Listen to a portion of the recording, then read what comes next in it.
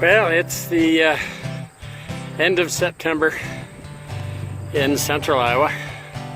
They've already started picking beans.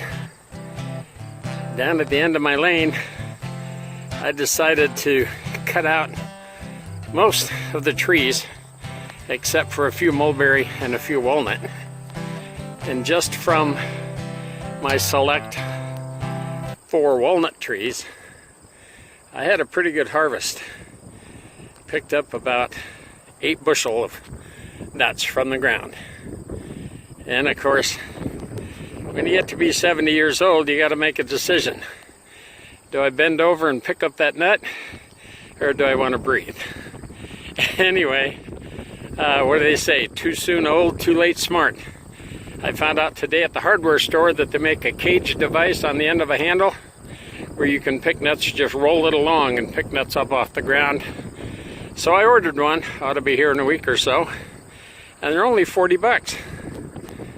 Okay, I'll show you my harvest. Okay, this is about 7 bushel, because last night in about an hour I was able to haul a bushel similar to this and wash them 4 times in about an hour.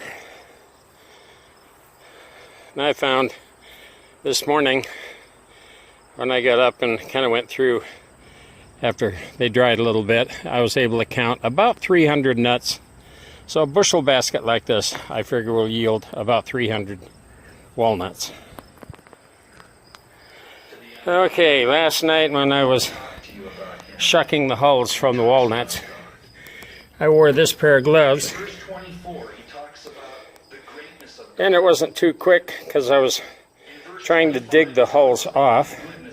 It wore a hole in the thumb, and that's kind of what you're left looking like. Kind of reminds me of the old nicotine stains when I used to smoke.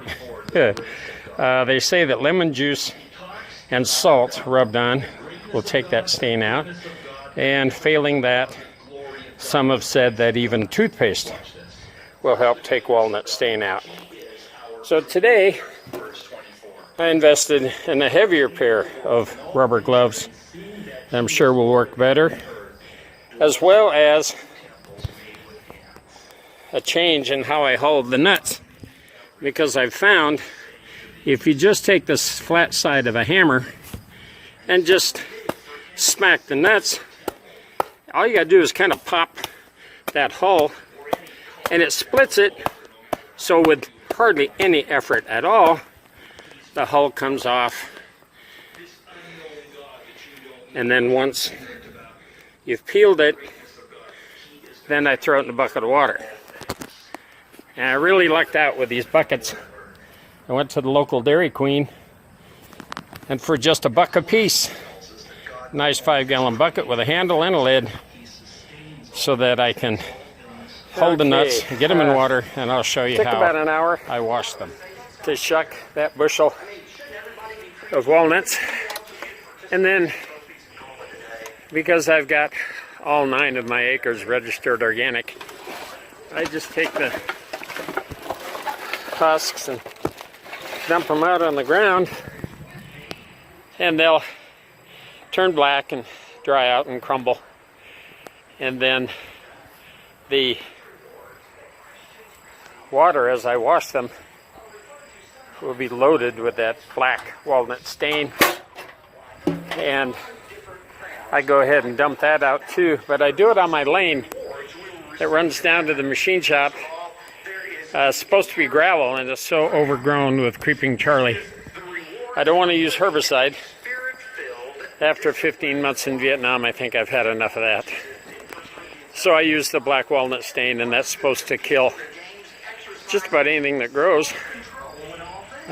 Apparently you don't want to take these walnut shells or the walnut husks and the juice from washing and put it in your compost, because that'll mix in, get in your garden, and nothing will grow. So, okay, I'm going to show you what I use to scrub these walnuts. Okay, for just a couple of bucks, I went to the local hardware store and I got this neat little paddle that they use to mix plaster or drywall paste. And by chucking it up in my electric drill, I just use that as the agitator to scrub these nuts, just like in a washing machine. Now, I'll do this with this bucket for, just five minutes or so. I'll empty it out and change the water, and I'll do that 4 times. And it's pretty nasty when you start. It's pretty dark and black stuff, but even after the 4th washing, there's still an awful lot of stain in the water. So, but the nut appears to be pretty clean. And then I'll show you what I come up with. Okay, another trip to the lumberyard, and I bought some 1x4s and 1x2s, and then this screen material. It was about $7 for a piece that measures 2 feet wide and 8 feet long. The frames, I made them 2 feet wide to accommodate the screen, and then 5 feet long just because I figured that would be easier to handle. And then once the frame was screwed together, I just used my staple gun and stapled the screen to it. Now this frame with 1x2 is going to be used as a cap to put over the top of this drying rack, and then I know I'll keep the critters out. Seems like once you get the husks off, the critters realize you've done all the work, and now they'll come and steal all your walnuts from you. But you can see how nasty those walnuts were, and they clean up pretty good. Like I said, I could take this batch of walnuts, this very first batch that I hulled and washed. These have been washed 4 times, and I know that I could put them back in the water again. I could probably wash them 7 or 8 times, and the water would still come out loaded with stains. So I'm not so worried about that. I think they're clean enough now that when it comes time to crack them, it won't be too much of a mess. So the research I've done tells me that now, my machine shop is pretty tight, pretty dry. Now in this fall, I'll let these nuts dry for about 4 months. So you figure at the end of September now, sometime around Christmas time, I can sit in front of the TV and start cracking walnuts. And of course there's a special knack to that. I've already done a little bit of research, but I'll save that for another time. Now I need to get to work because, man, I still got 6 more bushel to do. Well, I came out this morning and noticed that a few last remaining walnuts fell from this tree, and look what came in to the hardware store. My new toy. Okay, let's see how this thing works. Oh, look at that. Oh my goodness. That is going to save me a whole lot of effort. Buddy of mine, Mike Clancy, suggested I get one of these, and I'm telling you, this is the neatest thing since sliced bread. Look at that. Oh my goodness. That is slick. Then, on top of it, this particular model, because it picks up a bigger nut, has a handle on it and a plunger that spreads the wires. Well, it's supposed to spread, there we go. It's supposed to spread the wires. Now you just give it a shake, and the nuts fall out. Pretty slick. Of course, it works better with 2 hands. Okay, wonderful. Well, I still got walnuts to pick up. See you later. You know how just when you think you're making progress, and I did today, and I'm still working at it, but I've already got 6 bushels processed today, and I've only got this little bit. There's probably 2 bushels here left.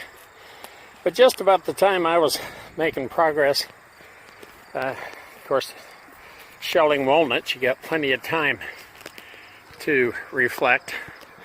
And I learned a long time ago that just about the time you think you're making progress and getting caught up, you might want to look over your shoulder to see what's gaining on you.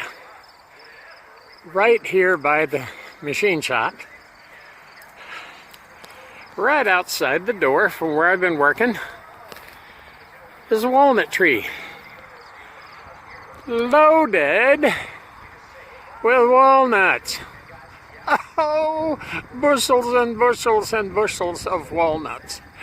The only problem is all those pallets I've been collecting with the goal one day to repurpose and use them for building my chicken house.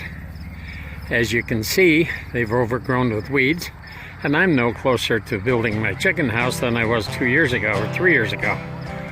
So I'm gonna have to clear those out, move them, mow the weeds down, clear out from underneath that, because I am not gonna pass up that bountiful harvest. And now my daughter just showed up